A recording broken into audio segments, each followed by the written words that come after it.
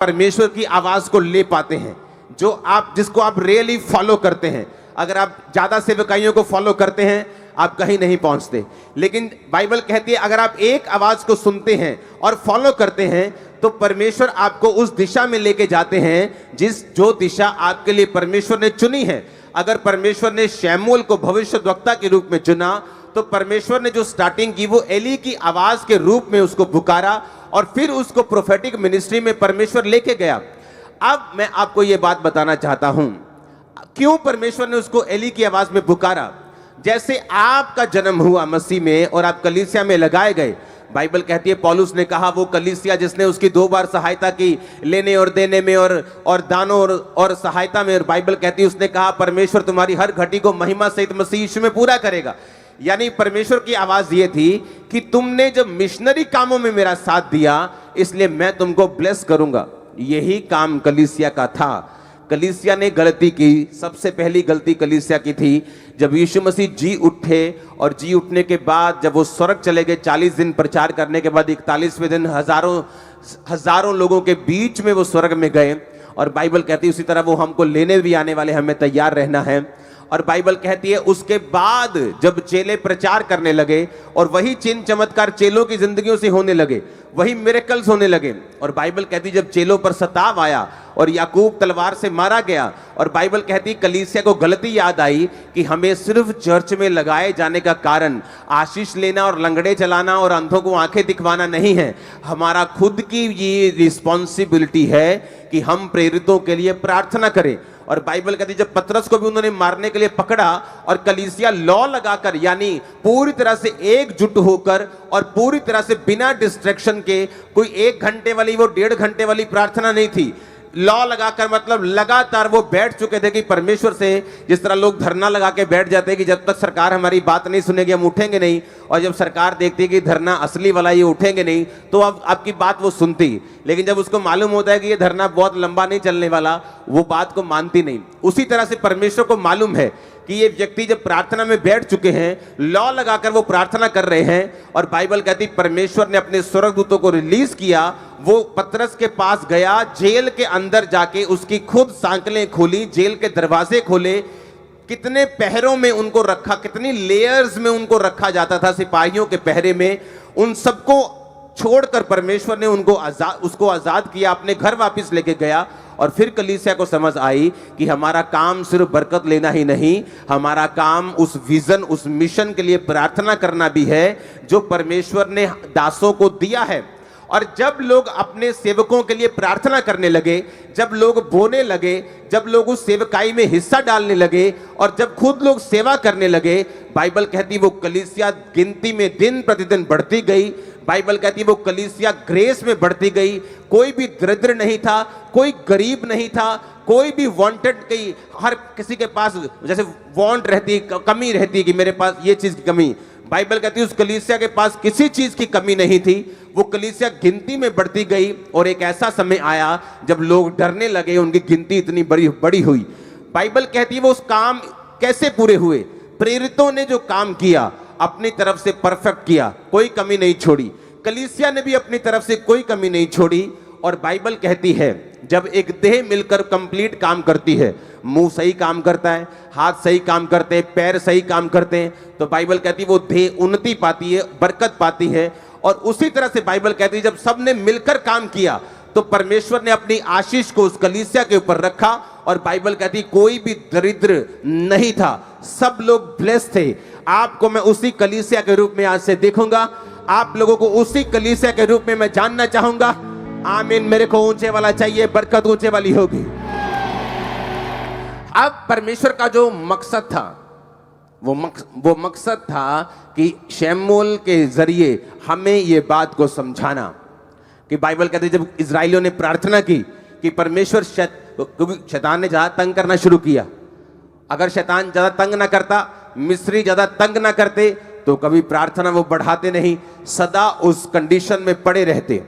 जो कोई भी चीज, जो कोई भी विरोध, जो कोई भी सताव आप अपने आसपास देख रहे हो, वो एक्चुअल में आपको आपके कंफर्ट जोन से बाहर निकालकर परमेश्वर की एक बड़ी मर्जी को पूरा करने के लिए है जो आपके बीच में आने वाले कुछ सालों में बुरी होने वाली है।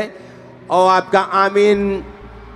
वो चीजें जो मैं बोल नहीं सकता, मेरी प्रार्थना है कि परमेश्वर आपके हृदयों में वो चीजें डाल दे कि आप राज्य करने वाले हैं। आमीन। ऊंचाई आशीष आपकी ये चर्च। अब जब इस्राएलियों ने प्रेयर की, जब शैतान को ये बात मालूम है, मैं आपको बार बार ये चीज बताता हूं, उसको मालूम है अंधेरे में खड़े को कि दूर से कोई रोशनी आ रही है, वो ट्रक की है कि बस की है कि कार की है कि बाइक की है, उसे ये नहीं मालूम, पर उसे मालूम है कुछ हो रहा है। शैतान को मालूम हो चुका है कि आप लोग बढ़ने वाले हैं, ब्लेस होने वाले हैं। और इसीलिए बाइबल कहती है जब राजा को डर पैदा हो गया कि ये लोग इतने सामर्थ में बढ़ गए हैं, तो बाइबल कहती वो उन्हें दुख देने लगे, उन्हें धमकियां देने लगे। लेकिन बाइबल कहती धमकियों के बावजूद भी, दुखों के बावजूद भी इजरायली लोग बढ़े, और इतना बढ़े, इतना बढ़े, इतना बढ़े, क्योंकि यहोवा परमेश्वर उनके साथ था। अब शैतान को मालूम है कि क्या होने वाला है, इसीलिए वो सताव का, वो विरोध का, वो हर मीडियम का यूज करेगा। लेकिन मैं आपको ये बात यीशु मसीह के इस कुर्सी से बताना चाहता हूं, वो इतना शर्मिंदा होगा, आज तक कभी ना हुआ होगा, इतना शर्मिंदा होने वाला है। वो शर्मिंदा होने वाला यीशु मसीह के सामर्थी नाम में। हालेलुया। और बाइबल कहती है जब उन्होंने प्रेयर की, परमेश्वर हमें छुड़ा, परमेश्वर ने मूसा को खड़ा किया। जब उन्होंने प्रार्थना की परमेश्वर हमें बचा, उन्होंने यहोशू को खड़ा किया। जब उन्होंने प्रार्थना की परमेश्वर हमें इन फिलिस्तियों के हाथ से छुड़ा, तो बाइबल कहती है उसने सैमसन को पैदा किया। जब उसने फिर प्रार्थना की परमेश्वर मुझे छुड़ा, तो उन्होंने गिदोन को पैदा किया। जब भी परमेश्वर ने अपने लोगों को ब्लेस करना चाहा है, परमेश्वर ने अपने लोगों को खड़ा किया है। और बाइबल कहती है कि वही लोगों की आवाज की सिमिलैरिटी में, सेम उस आवाज में परमेश्वर इसलिए बात करता है ताकि वो आपको दिखा सके, समझा सके कि ये वो जन है जिसको तूने फॉलो करना है। पौलुस कहता है तुम मुझे फॉलो करो जिस तरह मैं क्राइस्ट को फॉलो करता हूं। यानी मैं परमेश्वर से दर्शन को लूंगा, तुम्हें वो दर्शन को बताऊंगा, और अगर तुम उस दर्शन के अनुसार चलोगे, तुम और तुम्हारा घराना कभी भी सेम ना रहोगे, ना तुम्हारा फाइनेंस, तुम्हारी बॉडी, तुम्हारी सेहत, तुम्हारे बच्चे। आमीन। ऊंचा ये बरकत आपकी है चर्च। हालेलुया। जब परमेश्वर के दास शमूएल ने रिकॉग्नाइज कर लिया कि परमेश्वर की आवाज जो थी वो शमूएल के, वो उसके जो स्पिरिचुअल फादर एली के रूप में परमेश्वर ने थी, और जब उसने समझाया और उसने डायरेक्ट किया, क्योंकि जो परमेश्वर के दास हैं, जब आप उनका पीछा करते हैं तो वो इसलिए पीछा नहीं करवाते कि वो अपना पीछा करवा सके, वो भी यही बोलते हैं कि तुम यहोवा की बात को सुनो, तुम्हारी हेल्प करते हैं। एली ने हेल्प की, उसको समझ नहीं आ रही थी क्या हो रहा है। एली ने कहा अब अगर तुझे आवाज आए तो कहना क्या आज्ञा, बोल, तेरा दास सुन रहा है।